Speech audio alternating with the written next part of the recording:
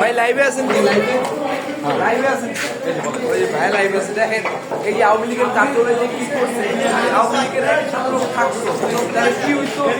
আর শেখ হাসিনাকে আনার জন্য আর কি বলতেছে আপনি কার্যালয়ের প্রতিষ্ঠা করবেন, ওরা কিভাবে করবে? ওরা যদি আওয়ামী লীগের অস্তিত্ব রাখে তাহলে আমাদের সাধারণ জনগণের জন্য খুব ক্ষতিকর। থ্যাংক ইউ ভাই। আর কে কিছু বলবে?